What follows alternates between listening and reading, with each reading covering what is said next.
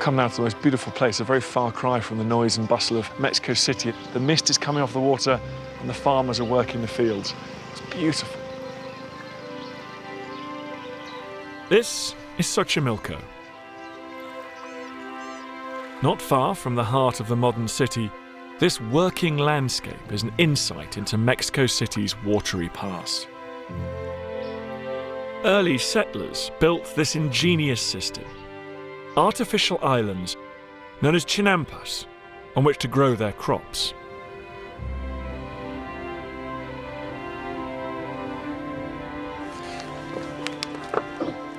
Lucio Usubiaga works with the farmers here to try and preserve the islands and their way of life. This used to extend right across the valley that Mexico City now sits in. Are we looking at the last remnants of these islands? Yeah, we are. In Mexico City, you know, it's a basin, so it had 5 lakes. And right now, this is the last lake that we can really look at, and that it survives with some of its traditions. So this is the only place where you can come and get a feel for what life was like under the Aztecs. Yeah, exactly. These chinampas were all made for agriculture. So they're all man-made? All man-made, yeah. More than 1,000 years ago, even before the Aztecs came here and conquered the Xochimilcas.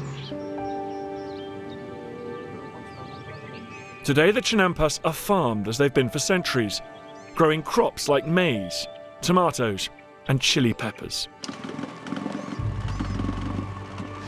This is lettuce.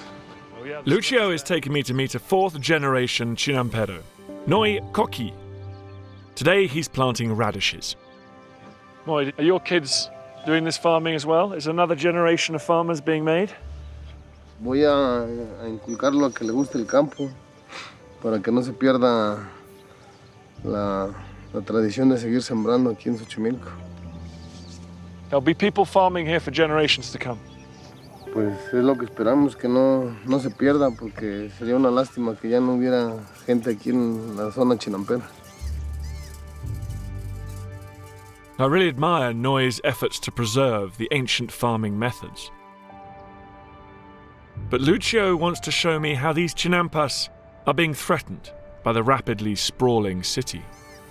We come into a part of the Chinampas now where we're seeing more houses, this one here, built right onto the edge of the riverbank. We can see illegal houses. It is not permitted to build houses in this natural protected area.